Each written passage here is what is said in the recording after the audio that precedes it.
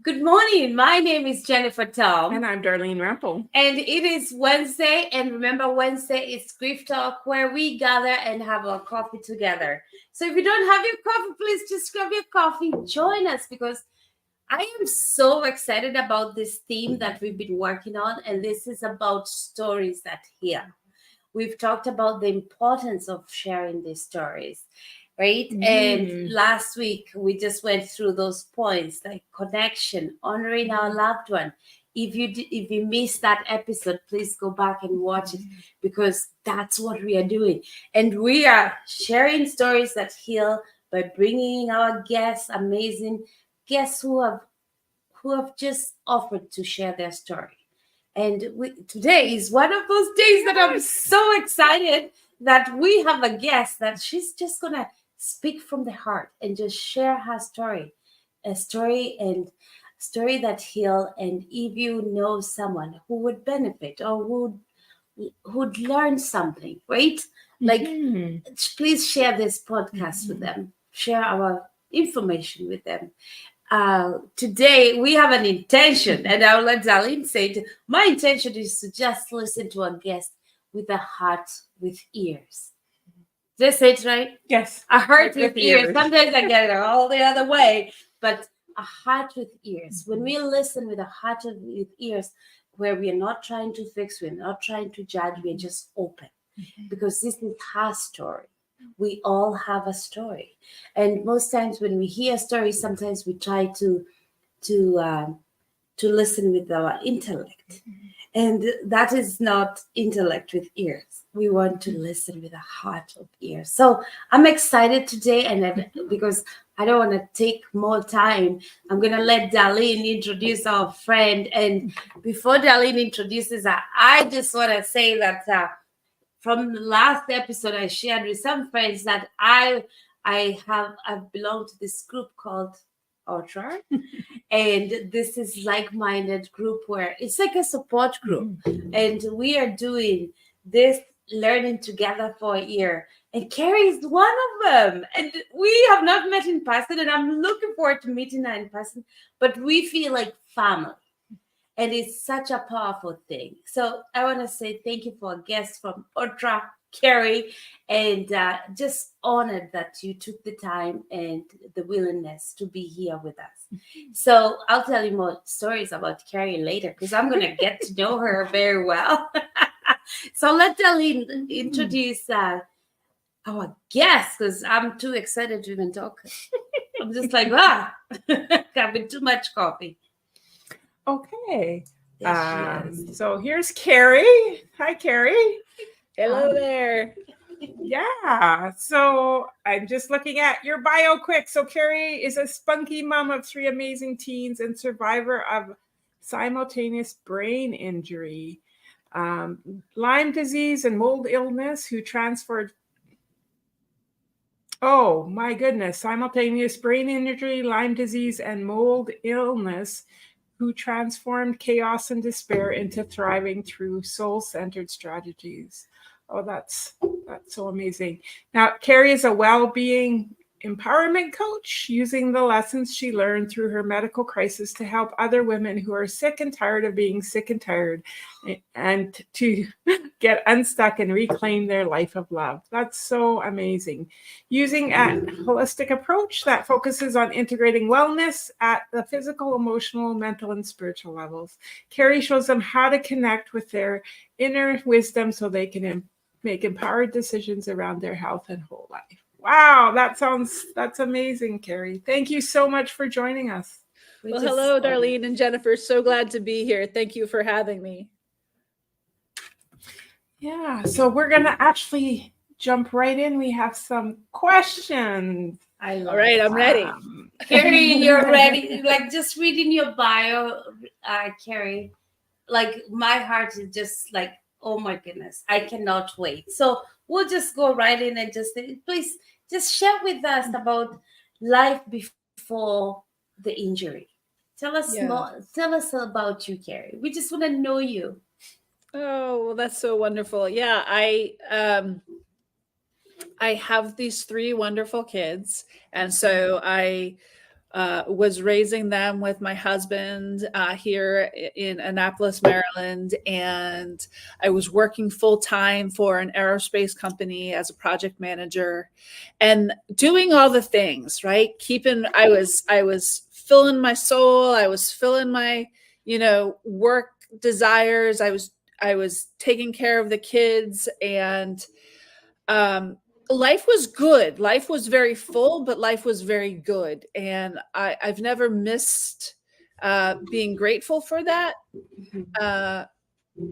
But when I got sick, it deepened. The gratitude deepened. And what happened is that in about 2016, I'd worked for this company for 20 years here locally. And I started bumping into people in the hallway and not recognizing them. Not like it was very clear from the nature of our conversation that we knew each other, and we knew each other very well, and that we had worked together, but I could not pinpoint their name. I could not pinpoint the work department, how we work together, any of these things. And it was very disorienting for me, particularly having a pretty close to photographic memory. So I was starting to have this happen, and I would look around and I talk to my friends and I say, is this weird? Are you noticing this? And they say, oh, no. You're just a busy mom. Oh, no, you're just not getting enough sleep. Oh, working full time, doing all of these things. It's just the stress. So, that's what I wanted to hear. I wanted to hear that it wasn't real. But as the next 2 years went on, it grew. And these patterns grew, and I was compensating more and more to make up for memory and cognitive issues that I was having that I didn't want to admit. But then in 2018, I started noticing other people notice. I said, okay, now I really need to do something about this. So I went back to my doctor again, my primary physician, and said, hey, what can we do to look into this? And, you go to the doctor just to make sure there's nothing seriously wrong. Like your goal is to hear them say, you're good, right? And when I went through some of the diagnostics with my primary physician, he concluded that my brain showed patterns. My brain showed patterns consistent with Alzheimer's. And I was 43 years old. My kids were 9, 11, and 13. I felt like the world had shifted on its axis in that very, very moment. And I was devastated. I was shocked. I was stunned. And of course, I needed to get a second opinion, right? Yes. Go to a specialist. Yeah. And so I went to a specialist, and I was told that it wasn't a matter of if dementia, but which dementia. And so I want to be really clear at this point, because sometimes I forget at the end, but this was a misdiagnosis, right? So thankfully it was a misunderstanding of what was happening. But at this point I didn't know that. And for a very long time, I did not know that. And I was told it's not if dementia, but which dementia. And in order to figure out which dementia, we had to do a series of diagnostics. And one of those diagnostics, I walked away from. I walked out of the office with pain running down both my legs. And within a week, I had spasms running up and down my spine. Within 2 weeks, I had lost, it was cumulative. It was growing and growing and growing. Rather, my body was imploding on itself. I lost my ability to speak. I became hypersensitive to light, sound, and motion, to the point where I was forced into literal darkness and quiet. I had a systemic lightning bolt pain running down my limbs. I had a fatigue. And this fatigue, there isn't a word in the English language that really captures the level of soul-sucking void of energy that comes with this level of fatigue. Ultimately, I had about 8 months straight of daily vertigo. And so all of these things, I lost who I was. I lost who I thought I'd be. And I at this point thought that it was the end, right? It was dementia rapidly escalating, and I was rapidly falling apart. And for me, part of the greatest grief was what this meant for my children, what this meant for them and their lives and their innocence, really. And so I'd love to come back to this, but I want to finish what happened. And so a year and a half out, after tons of gaslighting, after tons of medical minimizing and telling me it was all in my head, that I was making this up, you know, we learned that I'd had a rare form of stroke that was a side effect of one of the diagnostics. And then a year out from that, we learned that, so this is now 2.5 to 3 years out from my initial falling apart. And we learned that Lyme and mold illness were major factors in my illness and in my symptoms, and likely, very likely, the cause of the misdiagnosis. They gave the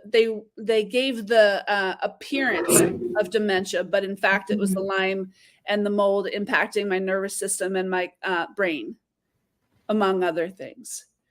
So it really was about a 4 to 5 year journey. I'm 5 years out now, so it was about a 4-year journey in through a ton of darkness, a ton of overwhelm, just being swallowed up by the fear and the loss and the grief and the anger. And oh my God, I am so grateful that today I have found ways to get through that loss, grief, and anger. I found ways to manage the symptoms and to find a life of thriving. Wow. Thank you so much for sharing that. Yeah. Wow. Those losses, right? Like I can just see them piling up as you went through those 4 years. Well, and it's so interesting too, because I know a lot of what you talk about is the loss of life, the bodily life, right? But this was a loss of life while still living. Yes. And it's a different, it's still very much loss, but it's a weird dichotomy to hold, being alive, but having that type of loss. And, you know, it's loss for me. How I moved through it is there came a point, you know, part of it was my faith in something greater than me guiding me.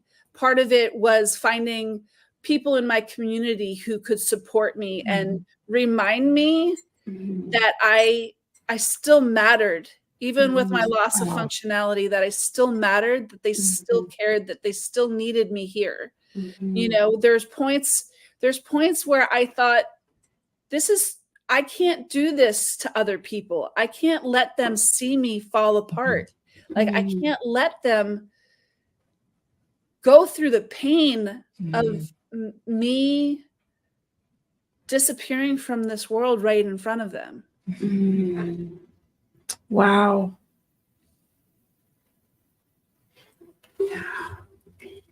Yeah, you know, Carrie, that is so powerful. And that's one thing we also talk about in our grief talk is that, yes, like for us as a life of a loved one, but other losses that compile. So even the loss and the thought of the kids, right? Like it's huge, and you're carrying this. Tell us, how did you navigate with the kids? Were you able to talk to them? Well, so, you know, there's so much I wanted to shield them from. And, you know, there are very different ages. And part of what my husband and I did is we talked with a counselor, and we we got with a counselor who helped us understand how to best navigate those different ages. Wow. And to be age appropriate with them.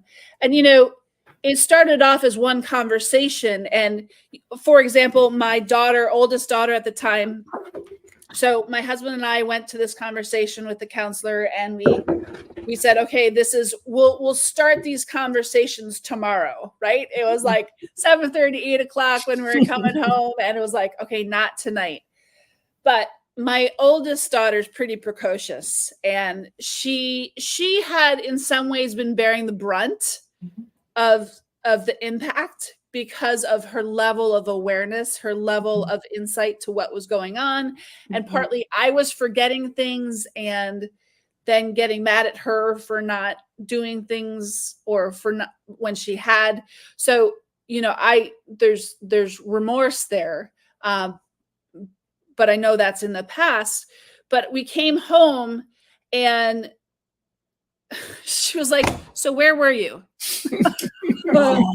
She was like, where were you? What were you doing? And I was like, oh, well, we're talking to a gentleman. She was like, who's Dr. Eugene? And I mean, she was right on it. And she was like, we are talking about this tonight. Right? Yeah. And so it was a very frank conversation that she held very maturely for a 13-year-old. And she asked a lot of questions, and it was very, it just felt really important and really solid. And we opened the door for more communication as the questions came up. Now, with my middle daughter, it was a different experience. I took her out to dinner. This is at a point where I still could do that. And it was before the diagnostic that caused the stroke.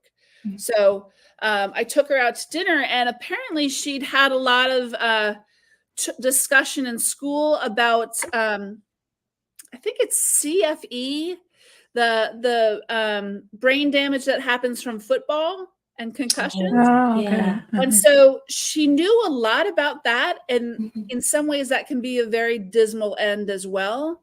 And so she was terrified. And so I had to talk her through that and talk her through what we knew and what we did not know. And then my son, he was 9. And so it was one of those conversations like, hey, buddy, what are you noticing? And, by being curious with him and letting him reflect back what he was noticing, which at the time was, I didn't notice anything with your speech. I didn't notice, anything with these things. And he was like, are we done here?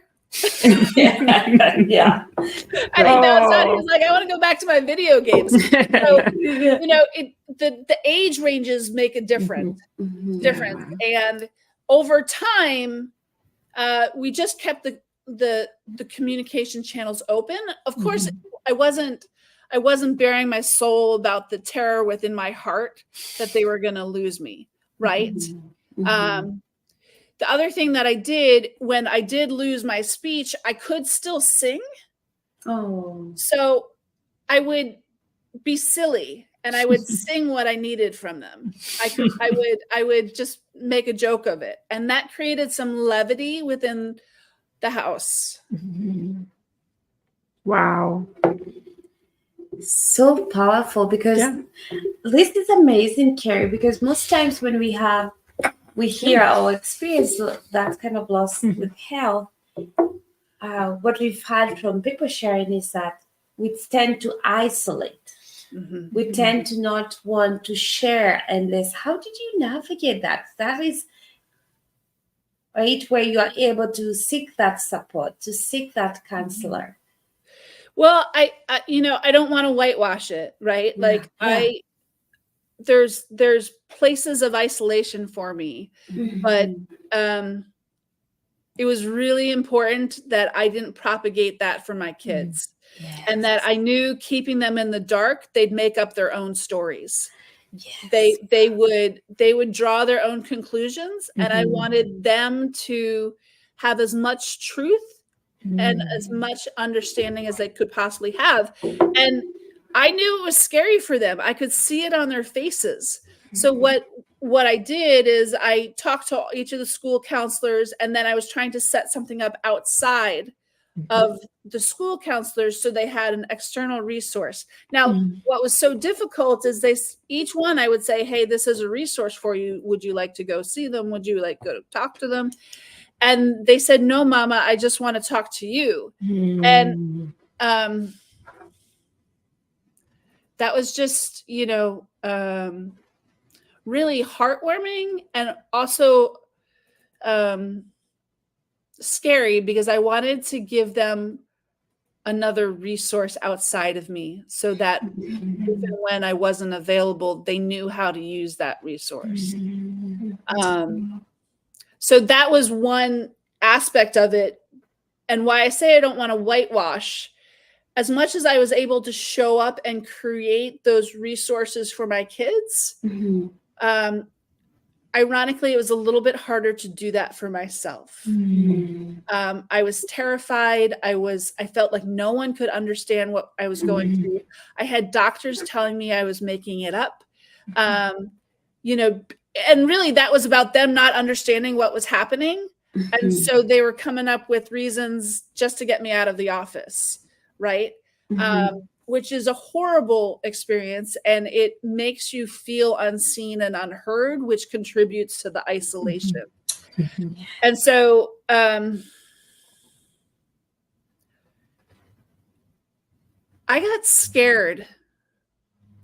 I was deep in the isolation to the point that I scared myself when I started looking at other options besides staying. And I had to, it was like a hand of God was saying, like, you need to reach out. You need to let other people know. And when I did, it shifted everything for me. And, my husband and my best friend and my mom came together and they were like, Team Carrie, right? And they were like, we are here for you no matter what. You are not alone. And I got to tell you, there was a lot of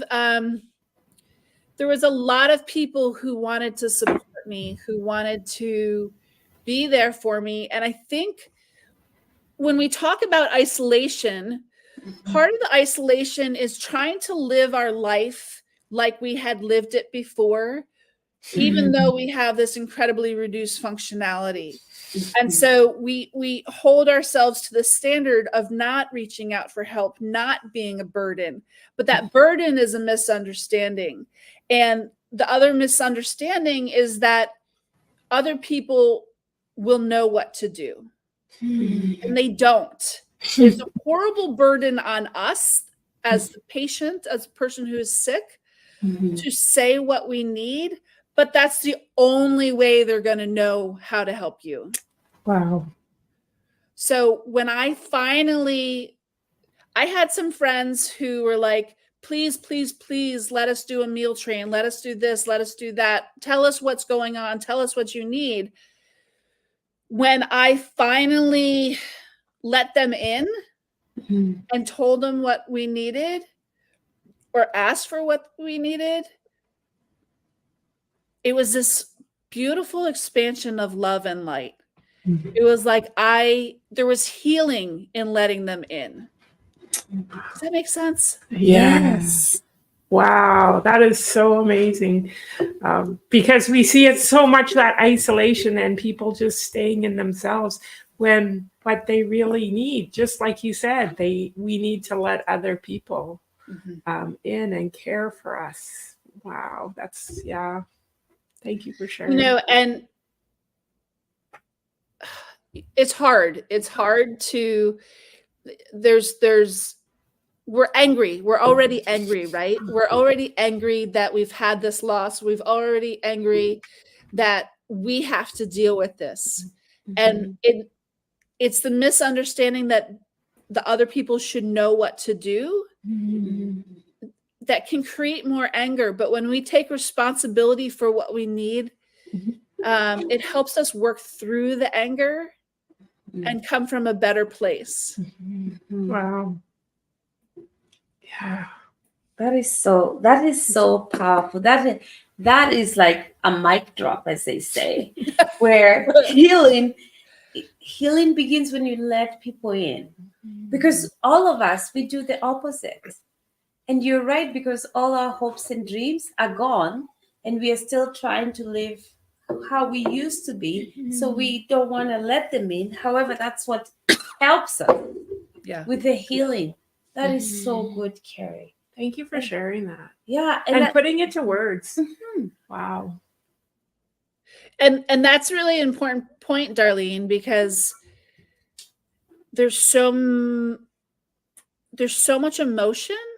There's so much that's feeling, right? And sometimes we don't feel like we have the words. Sometimes we don't feel like we have the energy to articulate it. Grief and loss has an energetic weight to it that holds us down, that locks us up, right? And so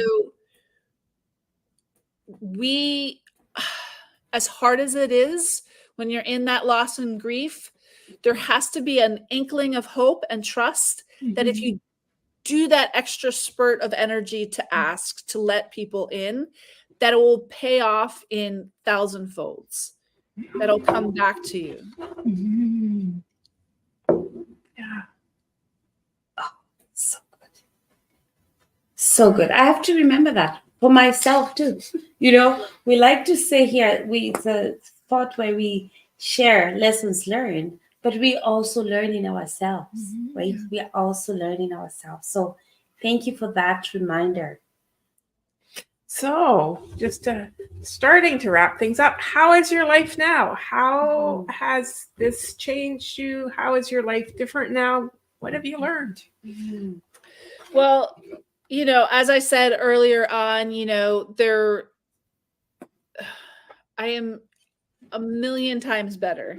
And what I mean by a million times better is not just the physical, but, you know, and this is part of the work that I do with my clients, is that I have moved through the emotional, mental, and spiritual barriers that were blocking my healing and recovery, my physical transformation.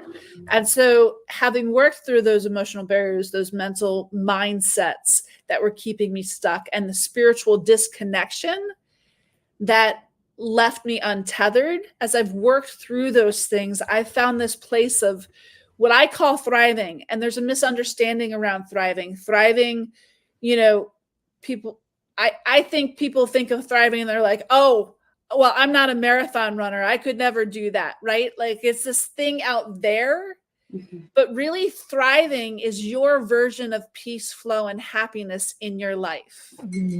And so I've achieved that. You know, I'm still living with 8 chronic illnesses, and yet I'm happy. My life is full. My life is vibrant. And I think that's possible for each of us. Yeah. So you found that place, and it's different. Like we can't ever go back to the place we had before. But when we move forward, this is, I think, what I'm hearing you say, when we move forward in all areas of our life, our physical, emotional, spiritual, all those areas, when we can move forward, we can find that new piece, right? Yeah. Where we are able to thrive, where we are able to live a full life, knowing that it's different, right, than what we had before. Yeah. And I don't know if I've said it super clear, but it's really, really important. The most pivotal thing for me, the 2 most pivotal things for me around loss and grief while I was sick, was coming to the awareness that the greatest pain of loss was from being stuck in the past of who I no longer was, or stuck in the future of who I no longer could be. And so my power, our power, is in the present. And when I stayed in the present, when I let go of the past and I let go of the future and I stayed in the present where my control was, that was where the healing really deepened and accelerated. Oh, that is so powerful, because that it doesn't matter what kind of loss or what you've gone through in life. That is such a powerful lesson. And I know when we deal with anxiety, it's the same thing. We either live in the past or we're worried about the future. But when we get into the present, where you're right, where we have control, where we can actually live, that's when we thrive. Yeah. So amazing. I love it. So Carrie said two things. Yeah. That's the one. No, the I'm other thing was, writing down. yeah, thank you so much. I didn't know if I was going to be able to weave it back in. But the other piece is loss, grief, anger. They're really, really hard. And none of us want to face it head on because it's ugly, right? It feels ugly. But we have to allow ourselves to move through it. I liken it to squeezing down a bowl of Jello, when we try to ignore it or push it away. The Jello comes squirting out all the sides, hurting ourselves and those around us. And so it's not about saying, well, I'll deal with that later. It's not about saying, no, that doesn't exist. It's about saying, okay, this is real. And now I need tools to move through it. I need to do my work. I need to reach out to people like Jennifer and Darlene and do the work to move through it rather than sit in it. Wow. So I'm reminded in our book, we had a quote from C.S. Lewis, and it said, I never knew grief was so much like fear. Or felt so much like fear. And so, right, like that, I think what you're describing is that, yeah, that anger, that loss, that fear, that of moving forward and actually taking action that can help you. Yeah. Yep. Thank you so much for sharing that. I love it so much. Carrie, when you talk about tools that help you move forward, and the work you do, could you tell us, because I feel there's something here that is so deep. Could you share more about that? Because let's say someone is out there, Carrie, listening to your story and the work you're doing now. Could you tell us just briefly what the tools you use to move forward and also the work you do to help people move forward or get through it? I love the Jello idea. I'll never forget that. Yeah. Well, you know, there's different phases as you move through chronic illness and you move through loss and grief. And, you know, part of it is acceptance. And one of the tools is acceptance. And how do you do that? It's about how you identify with yourself, how you identify with the illness, how you identify with the illness in context with other people, right? So a lot of it is how you think about yourself, how you think about the world.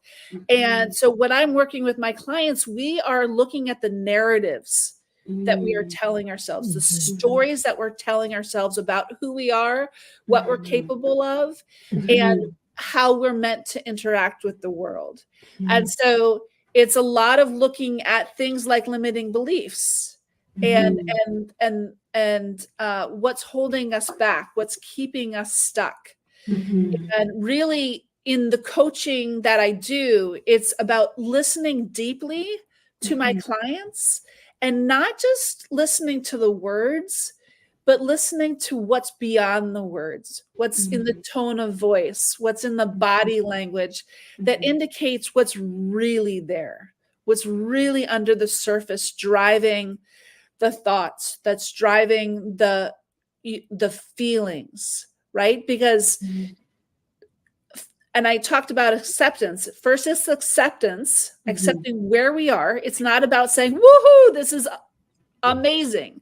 This is about saying, here I am. And because I'm here, these are the things that I'm going to focus on. And these are the things that I'm going to release. So it's awareness, acceptance, action. And without the awareness and without the acceptance, you can't take action to transform your life. Wow. I cannot write fast enough. This is so good, Carrie. I was like, right?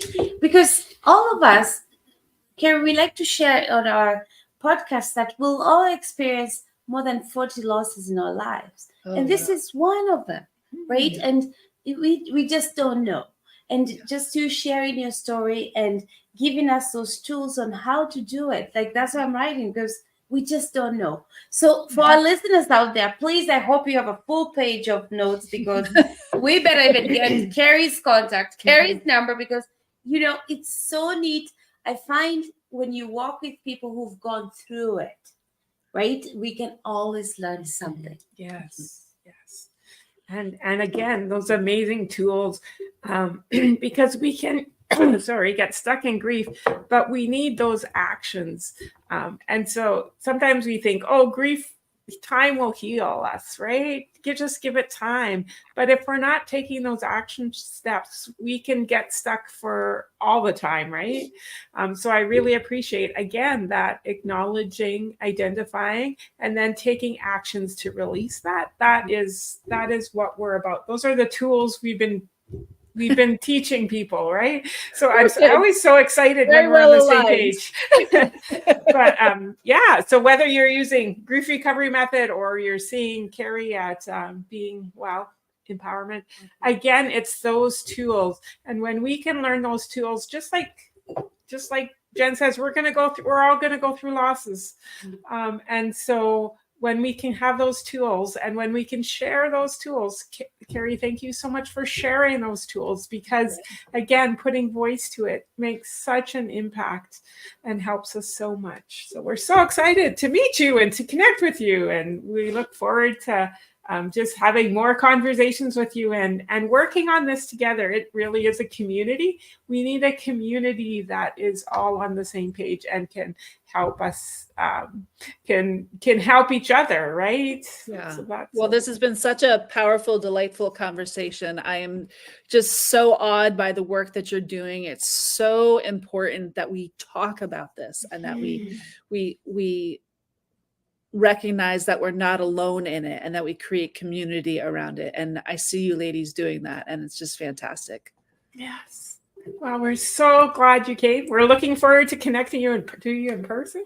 I know Jen's so excited. Yeah. Thank you for sharing your heart with us and and that verbalizing those feelings and your experience is so powerful. So thank you so much. You're welcome.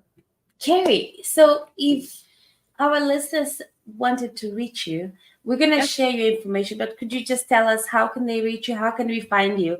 Because we need you. Carrie, we need to learn from you. I've kept it pretty simple. So my website is carriebach.com. My Instagram is Carrie Baquie. And I'm pretty sure my Facebook is Carrie Baquie. And even simpler, my email address is carrie@carriebach.com. So super, super easy, just as long as you spell my name right.